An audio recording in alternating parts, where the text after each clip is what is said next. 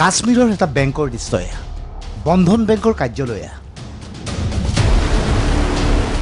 কাৰ্যালয়টোত হঠাৎ প্ৰৱেশ কৰিছে এজন সন্ত্ৰাসবাদীৰ হাতত অস্ত্ৰ দুৱাৰ মুখত বহি আছিল বন্ধন বেংকৰ মেনেজাৰ বিজয় কুমাৰৰ ঘৰ ৰাজস্থান হঠাৎ বিজয় কুমাৰলৈ এটা ফোন আহিল বিজয় কুমাৰে থিয় হৈ ফোনত কথা পাতিলে এইবাৰ বেংকত প্ৰৱেশ কৰা সন্ত্ৰাসবাদীজনে দুৱাৰখন খুলি বাহিৰৰ দৃশ্য এবাৰ চাই ল'লে পিছ মুহূৰ্তত বিজয় কুমাৰলৈ লক্ষ্য কৰি গুলী চালনা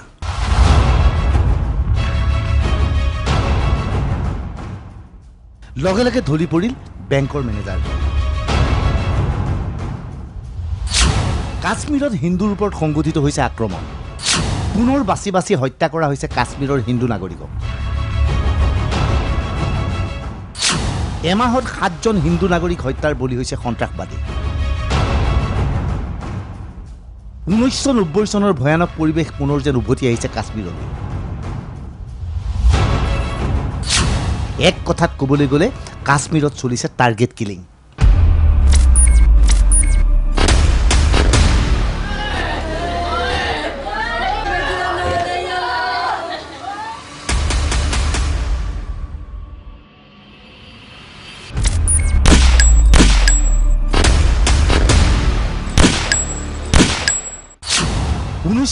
চনৰ পৰিৱেশ উভতি আহিছে কাশ্মীৰত এতিয়া পাকিস্তানৰ পৃষ্ঠপোষকতাত গঢ় লৈ উঠা সন্ত্ৰাসবাদীসকল তৎপৰ হৈ গৈছে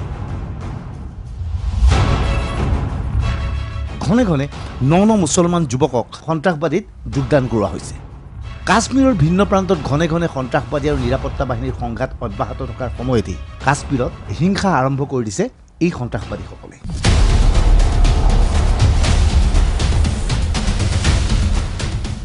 জম্মুৰ দৃশ্য এয়া কেইবাখনো গাড়ীত কাশ্মীৰৰ পৰা পলায়ন কৰি জম্মুলৈ উভতি আহিছে হিন্দু পৰিয়াল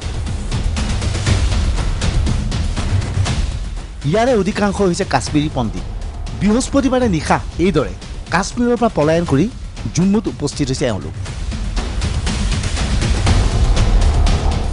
উল্লেখযোগ্য যে জম্মুত হিন্দুৰ সংখ্যাগৰিষ্ঠতা আছে ইয়াৰ বিপৰীতে কাশ্মীৰত মুছলমানৰ সংখ্যাগৰিষ্ঠতা আছে একাংশ মুছলমান লোকৰ সহযোগত কাশ্মীৰত সন্ত্ৰাসবাদীয়ে বাছি বাছি হিন্দু নাগৰিকক হত্যা কৰিছে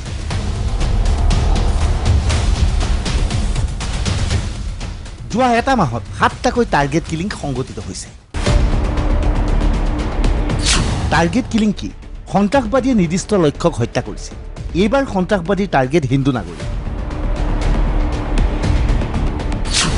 কাশ্মীৰৰ পৰা 370 ধাৰা প্ৰত্যাহাৰ হোৱাৰ পিছত সন্ত্ৰাসবাদীৰ নতুন টাৰ্গেট তীব্ৰ প্ৰত্যাহ্বানৰ সন্মুখীন হৈছে মোদীৰ নেতৃত্বাধীন চৰকাৰখন প্ৰধানমন্ত্ৰী নৰেন্দ্ৰ মোদীৰ নেতৃত্বাধীন চৰকাৰখনে কাশ্মীৰৰ পৰা 370 ধাৰা প্ৰত্যাহাৰ কৰিছিল কাশ্মীৰত ৰাষ্ট্ৰপতিৰ শাসনো বলবৎ কৰিছিল আশা কৰা হৈছিল এইখিনি সময়ত সন্ত্ৰাসবাদক নিৰ্মূল কৰিব পৰা যাব প্ৰাৰম্ভিক অৱস্থাত কাশ্মীৰত শিলগুটি দলিওৱা ঘটনা খাম কাটিছিল কিন্তু এতিয়া হঠাৎ শক্তিশালী ৰূপত গঢ় লৈ উঠিছে পাকিস্তানৰ পৃষ্ঠপোষকতাত সন্ত্ৰাসবাদী চলিত সপ্তাহত কাশ্মীৰত এগৰাকী শিক্ষয়িত্ৰীক হত্যা কৰা হ'ল বিদ্যালয়ৰ ঠিক বাহিৰত এই মহিলাগৰাকীক সন্ত্ৰাসবাদীয়ে গুলীয়াই হত্যা কৰিলে ইয়াৰ পূৰ্বে এগৰাকী টেলিভিছনৰ অভিনেত্ৰীকো হত্যা কৰিলে সন্ত্ৰাসবাদীয়ে এওঁলোকৰ অপৰাধ এই যে তেওঁলোক হিন্দু এইবাৰ এই মহিলাসকলৰ দৃশ্য মন কৰক হুকুকাই কান্দিছে এই মহিলাসকলে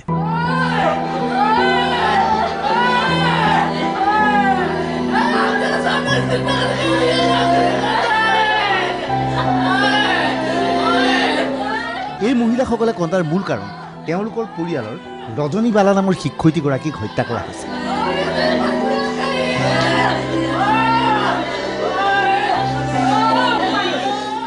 ৰজনী বালা বিদ্যালয়লৈ গৈছে বিদ্যালয়ৰ ঠিক বাহিৰত নিৰস্ত্ৰ ৰজনী বালাক হত্যা কৰিলে সন্ত্ৰাসবাদী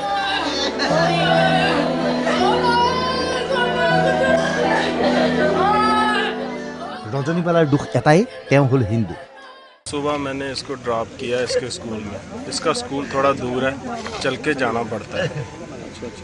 तो मैंने पीछे ही ड्रॉप किया इसको। ये चल के जा रही थी, थोड़ा सुनसान रोड है वो। तो मैं इसको ड्रॉप करके अपने स्कूल आ गया। अभी अटेंडेंस ही की थी मैंने थोड़ी ही देर, तो पीछे से फ़ोन आ गया मेरी हेडमास्टर को कि ऐसे ऐसे बात हो गई है। अब मेरी हेडमास्टर ने मुझे सुनाया नहीं, उसने कहा मेरी बेटी बीमार हो गई है, अपनी गाड़ी निकालो, फटाफट जाना है। मैंने गाड़ी निकाली फटाफट, टीचर भी बैठ गए 3-4 मेरे पास। हम जैसे ही वहाँ पहुँचे हॉस्पिटल में, तो उन्होंने बताया कि आपकी वाइफ को गोली लग गई। सर मेरी ये स्कूल के अंदर এইবাৰ আহোঁ কাশ্মীৰী পণ্ডিতসকলৰ ইতিহাসৰ বিষয়ে। 1979 চনত আফগান যুদ্ধ শেষ হোৱাৰ পিছত মুজাহিদিনক কাশ্মীৰ সীমান্তত মোতায়েন কৰিছিল পাকিস্তান। পাকিস্তানৰ জন্মদাতা জিন্নাই সঘনে টু নেশ্যন থিয়ৰী অৰ্থাৎ দুখন দেশৰ থিয়ৰীক গুৰুত্ব আৰোপ কৰিছিল। জিন্নাই বাৰে বাৰে কৈছিল কাশ্মীৰ পাকিস্তানৰ অংগ, আৰু তেতিয়াৰ পৰাই কাশ্মীৰ দখল কৰিবলৈ পাকিস্তানে বিভিন্ন সময়ত চেষ্টা চলাই আছে। ইয়াৰ বাবে কাশ্মীৰে গঢ়ি তুলিছে একাংশ সন্ত্ৰাসবাদী। 370 ধাৰা প্ৰত্যাহাৰ হোৱাৰ পিছত কাশ্মীৰৰ পৰিৱেশ পৰিস্থিতি খাম কটাৰ লগে লগে তৎপৰ হৈ পৰিছে সন্ত্ৰাসবাদী। সন্ত্ৰাসবাদী এইবাৰ লক্ষ্য কেৱল হিন্দু নাগৰিক। 1990 চনত ব্যাপক হাৰত কাশ্মীৰী পণ্ডিতক হত্যা কৰা হৈছিল। কাশ্মীৰৰ পৰা হিন্দু নাগৰিকক সম্পূৰ্ণৰূপে উৎখাত কৰাৰ উদ্দেশ্যৰে সন্ত্ৰাসবাদীয়ে এনে কাৰ্যপন্থা গ্ৰহণ কৰিছিল। ব্যাপক হাৰত কাশ্মীৰী পণ্ডিত পলায়ন কৰিছিল কাশ্মীৰৰ পৰা, কিন্তু এতিয়াও কাশ্মীৰত বাহৰ পাতি আছে একাংশ হিন্দু নাগৰিক। এতিয়া সেই হিন্দু নাগৰিকসকলক আক্ৰমণৰ লক্ষ্য হিচাপে বাছি লৈছে সন্ত্ৰাসবাদী।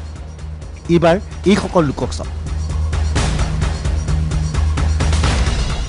কাশ্মীৰৰ পৰা জম্মুলৈ পলায়ন কৰা একাংশ হিন্দু নাগৰিক এয়া। নিৰাপত্তাহীনতাত ভুগিছে এওঁলোক। এটা মাহৰ ভিতৰতে 7টাকৈ হত্যাকাণ্ড সংঘটিত হোৱাৰ পিছত এওঁলোক কঁপি উঠিছে। सर अभी तो हमारे साथ काफ़ी लोग सुबह से तो बहुत लोग निकल चुके थे, तो हम थोड़ा लेट हो गए। तो मेरे साथ भी कम से कम अभी 15 फैमिलीज थी। तो वो भी आ रहे हैं, पीछे आ रहे हैं वो लोग अभी। और सुबह से भी कम 30-40 फैमिलीज आ चुकी है। अभी भी 2-4 गाड़ियाँ आपके साथ आई हैं? जी ये 4-5 गाड़ियाँ मेरे साथ ही आई हैं सब। ये गाड़ी भी है, ये गाड़ी है, सब गाड़ी। तो क्या वहाँ हो रहा है अभी, सिचुएशन क्या है? तो सिचुएशन तो बहुत वर्स्ट हो रही है। आपने देखा सुबह से ही आज 4 किलिंग्स हो चुकी है। तो अभी हमारी बहन 3-4 दिन पहले मरी उस स्कूल प्रेमिसेस में। उससे पहले राहुल भाई मारे गए अपने ही ऑफिस के अंदर। तो हमारे लिए तो बहुत बुरा हाल है, बहुत बुरा हाल है कश्मीर में। हालात तो ऐसे ही आप जैसे आप देख पा रहे हो, हालात बिल्कुल फेवरेबल नहीं है। माइनॉरिटीज़ के रिगार्डिंग आप देख रहे हो क्या हालात अभी चल रहे हैं। अभी किसी को बताने की ज़रूरत तो नहीं है कि कैसे हालात हैं। बस अभी पहुँचे हैं वहाँ से, बड़ी मुश्किल से निकल के आए हैं। हम भी रेंटेड एकोमोडेशन में रहते हैं, तो काफ़ी ज़्यादा कैंप जो हैं मतलब पंडित कम्युनिटी के, उनको तो मतलब पुलिस ने काफ़ी मतलब बाहर से सील ही कर दिया हुआ है, आपने देखा होगा। चलो हम रेंटेड में थे तो ऐसे वैसे करके घर के कपड़ों में निकल लिए हम। चलो पहुँचे, अब देखते हैं आगे क्या रहेगा, गवर्नमेंट हमारे बारे में क्या सोचती है, लेट्स सी। কাশ্মীৰৰ পৰা 370 প্ৰত্যাহাৰ কৰাৰ পিছত মোদী চৰকাৰৰ নতুন নীতি। কাশ্মীৰী পণ্ডিতৰ বাবে 6000 পদৰ সৃষ্টি কৰিছিল প্ৰধানমন্ত্ৰীয়ে। ইয়াৰে 5928 জনে ইতিমধ্যে নিযুক্তি পাইছিল। এতিয়া এইসকলক টাৰ্গেট হিচাপে বাছি লৈছে কাশ্মীৰৰ সন্ত্ৰাসবাদ। কাশ্মীৰৰ হিন্দুৰ দাবী তেওঁলোকক সোনকালে কাশ্মীৰৰ পৰা লৈ যাব লাগে। নিৰাপত্তাহীনতাত ভুগিছে তেওঁলোকে। প্ৰধানমন্ত্ৰীৰ পেকেজৰ অধীনত যিসকল কৰ্মচাৰীয়ে কাশ্মীৰত কাম কৰিছিল তেওঁলোকক নিৰাপত্তা প্ৰদান কৰা হৈছিল, কিন্তু এতিয়া কাৰ্যালয়ৰ ভিতৰতে এইদৰে এটাৰ পিছত এটাকৈ হত্যাকাণ্ড সংঘটিত কৰাৰ পিছত সকলোৱে পলায়ন কৰিব বিচাৰিছে। हमें यहाँ से सेव किया जाए। हमारी डेलीगेशन अभी पीछे गई थी एलजी साहब के पास। हमने उनसे रिक्वेस्ट किया था कि प्लीज़ सेव अस। हमारा मेमोरेंडम भी यही था कि हमें प्लीज़ जब तक कि यहाँ के हालात नॉर्मल ना हो जाए हमें यहाँ से रिलोकेट किया जाए for the time being 2 to 3 years। जैसे आईजीपी साहब ने बोला कि कश्मीर में हम लोग 2-3 साल में टेररिज्म फ्री करेंगे कश्मीर को, तो हमने भी वही एक टाइम उनसे मांगा था कि हमें रिलोकेट कीजिए उस टाइम के लिए, जब तक कि यहाँ पे हालात नॉर्मल नहीं हो जाते, हमारे लिए ज़िंदगी नॉर्मल नहीं हो जाती। लेकिन उसी के दौरान अभी 3 दिन के बाद ही हमारी एक और बहन को शहीद कर दिया गया। स्कूल के प्रीमिसेस के अंदर असेंबली करते हुए। এইবাৰ এই প্ৰতিবাদী দৃশ্য মন কৰক। শুনি আচৰিত হ'ব, এওঁলোক চৰকাৰী কৰ্মচাৰী কিন্তু হিন্দু। অৰ্থাৎ কাশ্মীৰত হিন্দু আৰু মুছলমান চৰকাৰী কৰ্মচাৰীৰ মাজতো বিভাজন হৈছে।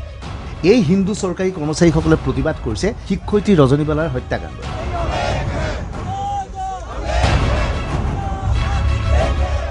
কাশ্মীৰত হিন্দু এতিয়া কেৱল কান্দিছে। কাশ্মীৰী পণ্ডিতৰ মাজত পুনৰ সন্ত্ৰাস। 1990 চনৰ কথাবোৰ মনত পেলাইছে এইসকল লোকে। কাশ্মীৰী পণ্ডিতৰ ওপৰত চলা এই নিৰ্যাতনত সন্তুষ্ট নহয় বলিউডৰ প্ৰযোজক অশোক পণ্ডিত। पिछले 25 दिनों से मैं भी कश्मीर में था पिछले हफ्ते।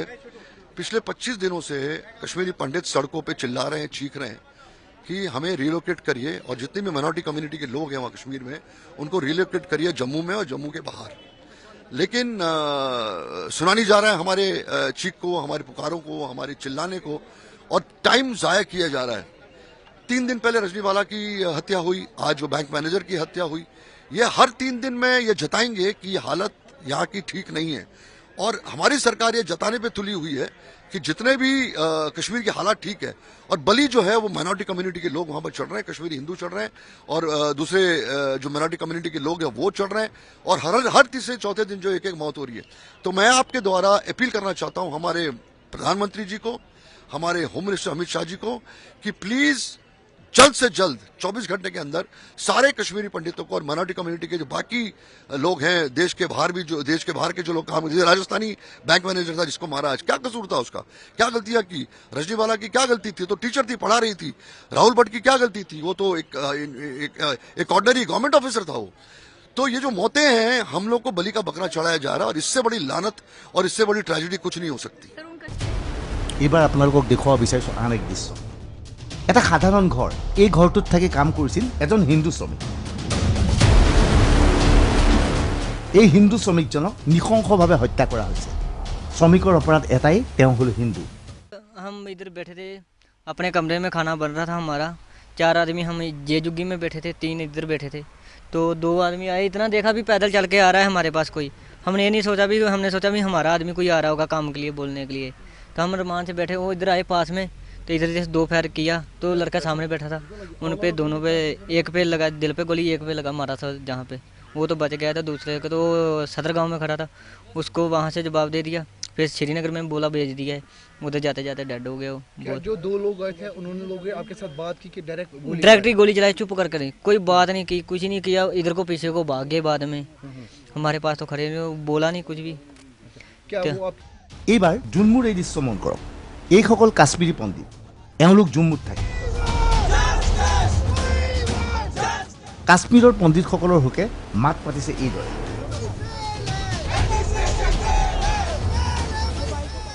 এই প্ৰতিবাদকাৰীৰ মাজৰে একাংশ ইতিমধ্যে কাশ্মীৰৰ পৰা পলায়ন কৰি আহি জুনমুত হিন্দুৰ লগত নিৰাপদে আছে।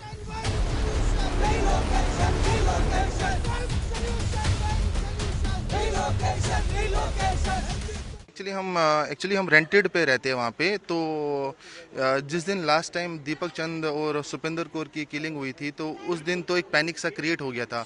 उसके बाद अगर आपको याद होगा ML बिंद्रू पे एक अटैक हुआ उनकी किलिंग हुई, तो सिचुएशंस थोड़ी क्लियर होने लग गई that these peoples are targeting on minority communities. उसके बाद संदीप मावा जी पे अटैक किया गया था, और उसके बाद आप देखेंगे काफ़ी लोकल्स पे भी अटैक किया गया था। तो लास्ट टाइम जब राहुल भट्ट जी पे अटैक किया गया था और वो ऑफिस में बैठे हुए थे, तो situation was very clear that we were feeling highly unsafe in that situation. तो हमें उस दिन सर वहाँ से निकलना पड़ा, और उसी दिन हम वहाँ से निकल आए सर, जिस दिन उसकी किलिंग हुई राहुल भट्ट की। तो because he was my good friend, तो मुझे काफ़ी एक्चुअली ऐसा लगा कि इंसानियत एक शर्मसार होगी। एक निहत्थे पे गोली चला के मुझे तो नहीं लगता किसी का फ़ायदा हुआ होगा, और शायद ही कोई ऐसा मज़हब है जो इस चीज़ को सपोर्ट करे कि एक निहत्थे को मारना उसके लिए फ़ायदेमंद होगा। लेकिन अगर किसी को लगता है इस चीज़ को मार के उसे फ़ायदा हो रहा है, तो मैं उसे कहना चाहता हूँ कि वो बहुत गलत समझ रहा है कि एक निहत्थे को, एक बेगुनाह को आप मार रहे हो, तो ये चीज़ ठीक नहीं है। हम बाहर भी निकलते हैं तो कोई भरोसा नहीं रहता, दिमाग में ऐसा चलता है कि कोई भी आ रहा है, कोई भी जा रहा है तो ये शूट कर देगा। वहाँ ऐसी हालात है, वहाँ रहने लायक बिल्कुल माहौल नहीं, खासकर हिंदूज़ के लिए। तो आज बहुत सारी फैमिलीज वहाँ से रिलोकेट हो चुकी है जम्मू के लिए, बट जो मोस्ट इंपॉर्टेंट क्वेश्चन है, जो हमारी कॉलोनीज में लोग रहते हैं उनको क्यों लॉक किया गया है? एडमिनिस्ट्रेशन अपना फेलियर क्यों छुपा रही है? उनको छोड़ दीजिए, उनके लॉक्स छोड़ दीजिए, वो घर आना चाहते हैं, वो वहाँ सर्व करने के लिए गए हैं, वहाँ हॉस्टेजेस रहने के लिए नहीं गए हुए हैं वो। तो इसलिए मैं गुजारिश करता हूँ एडमिनिस्ट्रेशन से, प्लीज़ उनके लॉक्स खोल दीजिए और उनको सिक्योरिटी प्रोवाइड की जाए। जैसे कि जो डीसी अनंतनाग है, उनको मटन वालों ने एक रिक्वेस्ट की है कि कल हम निकल रहे हैं, हमको बानेहाल टनल क्रॉस करने तक हमको सिक्योरिटी प्रोवाइड की जाए।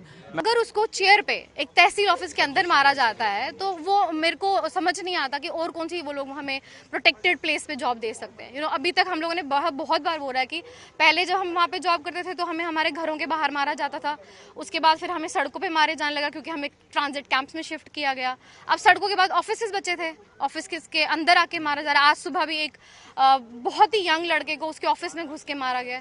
अब कौन सी जगह पे हमें जाके देंगे? हम भी उनसे पूछना चाहते हैं, भाई हम लोग प्रेसिडेंट, प्राइम मिनिस्टर या एमएलएज तो है नहीं कि हमें जेड सिक्योरिटी के साथ ऑफिस भेजा जाएगा, या कितनी ही वहाँ पे सिक्योरिटी है। एक पर्सनल को आप लोग 4-5 लोग पुलिस वाले देंगे तो कितने लोगों को देंगे? हम हज़ारों में हैं, उनके साथ फिर लाखों की सिक्योरिटी आनी चाहिए। अगर वो इस तरह से सोच रहे तो फिर हमें फ़ख्र करना चाहिए कि हम VIPs हैं। तो इतना तो वहाँ होने वाला है नहीं, तो फिर हम कहाँ जॉब करें, कैसे जॉब करें? কাশ্মীৰৰ পৰিৱেশ এতিয়া ভাল নহয়।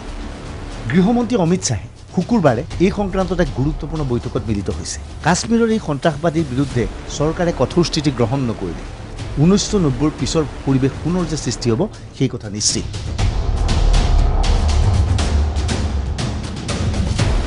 Bureau report DY364।